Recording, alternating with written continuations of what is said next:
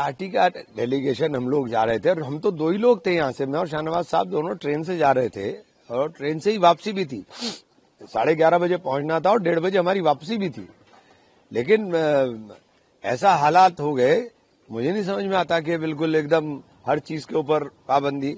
आपने हमें रोक करके खड़ा कर दिया। क्यों खड़ा कर दिया भाई? आपने कहा नहीं जाएंगे साहब, माहौल खराब है। किस बात के लिए माहौल खराब है? हम तो शांति के दूत हैं, हम गांधीवादी लोग हैं, हम देश के अंदर नफरत के माहौल को शांत करने वाले लोग हैं। तो हमसे तो ये उम्मीद कोई नहीं कर सकता कि हम नफरत की बात करेंगे। हम तो मोहब्बत के प्रहरी हैं। और जो कुछ हालात बरेली के अंदर बने हैं, मैं तो एक बात पहले भी कही और फिर कह रहा हूं कि देश के अंदर जो माहौल है, जो हालात बने हुए हैं, क्या पोस्टर दिखाने के ऊपर टांगे तोड़ दे रहा हूं। पोस्टर दिखाने पर सिर्फ गुजरात में जुलूस निकाला, मध्य प्रदेश में जुलूस निकाला मार करके, राजस्थान के अंदर यही हुआ। किस जबरदस्ती अलीगढ़ की भी घटना उठा लीजिए, कोई कार्रवाई नहीं आप करते हो, सिर्फ पोस्टर दिखाने पर आप टांगे तोड़ दे रहे हो। लेकिन फतेहपुर के अंदर मस्जिद में, मजार में घुस करके तोड़फोड़ की जाती है, कब्रों को तहस नहस किया जाता है, पुलिस की बैरिकेडिंग तोड़ दी जाती है, पुलिस का डंडा नहीं उठता है। मुजफ्फरनगर की सड़कों पर, होटलों में अभी 2 महीने पहले कितनी लूटपाट हुई, पुलिस का डंडा नहीं उठेगा। समझा बुझा के शांत कर दिया, समझा बुझा के। ये समझाना बुझाना उपद्रवियों के लिए कहां इस्तेमाल होता है, ये आप भी समझ रहे हैं। लेकिन हमारा कोई लड़का अगर खड़े होकर के एक पोस्टर भी दिखा देता है जिसके अंदर लव मोहम्मद लिखा है, मैं उसका पैरोकार नहीं हूं, क्योंकि आप सल्लल्लाहु अलैहि वसल्लम के लिए इस तरह के पोस्टर दिखाने की कोई जरूरत नहीं है। और तमाम उलेमा इकराम को आगे आकर के इस बात को कहना चाहिए कि आप सल्लल्लाहु अलैहि वसल्लम के नाम को इस तरह से ना लिखें। आप सल्लल्लाहु अलैहि वसल्लम के नाम के साथ मोहब्बत मुसलमान होने की गारंटी है, तो उसको दिखाने की जरूरत नहीं है, उसे प्रदर्शित करने की जरूरत नहीं है। मौलाना सज्जाद नौमानी साहब का एक बयान आया है, मैं और तमाम उलेमा इकराम से कहना चाहता हूं कि सबको आगे आकर के, ये नाजुक दौर चल रहा है मुल्क के अंदर, जिस दौर के अंदर हमारे ऊपर सबसे ज्यादा निशाना है, और हमारे ऊपर निशाना साध करके ये तमाम तर नाकामियों को छिपाना चाहते हैं। ये चाहते हैं कि इनकी तमाम तर नाकामियां उस नफरत के माहौल में दब जाएं जो नफरत का माहौल ये देश के अंदर पैदा कर रहे हैं। 27 का चुनाव है, चुनाव हारने का डर सता रहा है, इसलिए मुसलमान के ऊपर लाठी डंडा बुलडोजर गोली सब चलाने का काम हो रहा है। और ये जो नफरतें हैं, इन नफरतों की बुनियाद के ऊपर उन तमाम नाकामियों को छुपा करके चुनाव के एजेंडे को अपने चलाना चाहते हैं। तो ये सीधा सीधा खेल चल रहा है, तो इसके अंदर किसी भी सूरत में हमें इस्तेमाल नहीं होना चाहिए। ये मस्जिदें नमाज के लिए हैं, यहाँ नमाज पढ़ी जाती है, जुमा के अंदर लोग नमाज पढ़ने के लिए आते हैं। 4 लड़के बाहर खड़े होकर के पोस्टर लेके कोई भी खड़ा हो जाए और फिर पूरी नमाजी उस भीड़ का हिस्सा बन जाए, ना चाहते हुए भी वो उसके अंदर उस नफरतों का शिकार हो जाए जिनका वो कभी चाहते नहीं। नमाज के अंदर कोई नफरत की बात, मस्जिद में कोई नफरत की बात। इस्लाम के अंदर अगर आप गौर करेंगे तो इस्लाम तो मोहब्बत का नाम है। आप सल्लल्लाहु अलैहि वसल्लम की जिंदगी अपने आप में नजीर है इस बात की। और ये जो नफरतें आप फैला रहे हैं, ये नफरतें सिर्फ आप अपने एजेंडे को चलाने के लिए, अपनी नाकामियों को छिपाने के लिए फैला रहे हैं।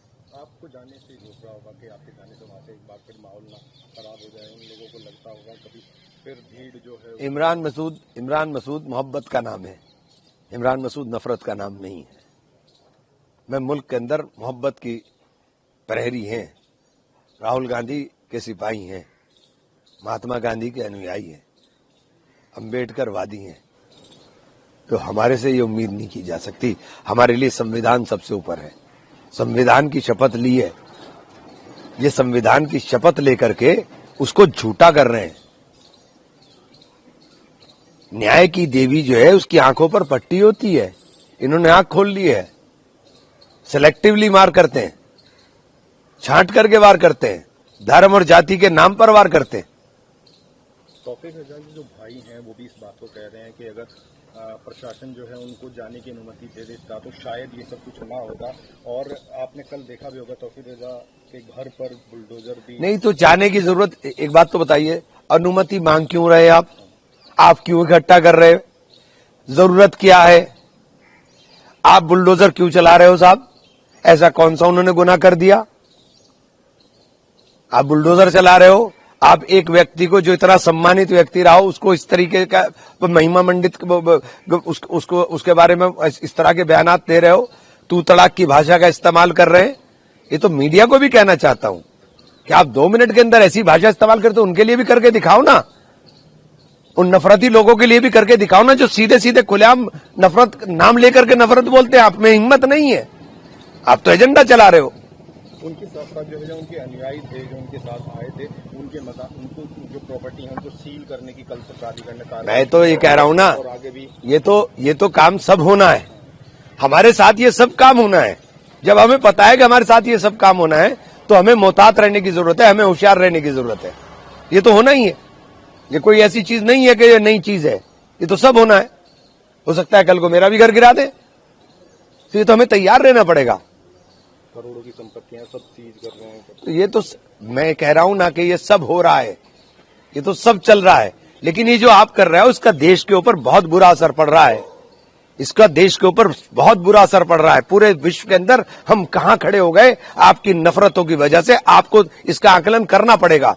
आपको सोचना पड़ेगा कि जो हमारे दोस्त थे, जो हमेशा हमारे साथ खड़े रहे, वो आज हमसे दूर हो रहे हैं।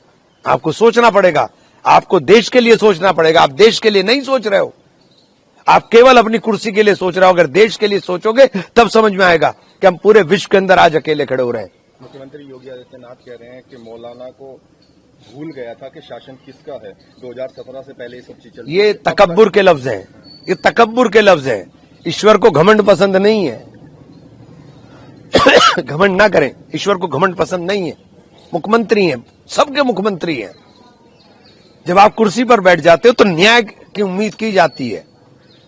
ऐसी भाषा की उम्मीद नहीं की जाती कि आप ऐसी भाषा बोलें, ऐसे ऐसे जुमले बोलें, जो जुमले दिल को ठेस पहुंचाने का काम करें। तो आप ही लोगों की बात कर रहे हैं। वो कह रहे हैं कि जो बच्चे हैं, जो नासमझ हैं, जो नहीं जानते, हम खुद ही कह रहे हैं, पढ़ाने की बजाय उनको लिखाने की बजाय सड़कों पे लेके आते हैं। और मैं तो खुद कह रहा हूं, देखिए, ये तो मैं खुद कह रहा हूं कि ये मस्जिदें नमाज के लिए हैं। लोगों की राजनीति का अड्डा नहीं हो सकती, लोगों की प्रदर्शन का हिस्सा नहीं हो सकती। मस्जिदें नमाज के लिए हैं। अब आपका आगे क्या प्लान है?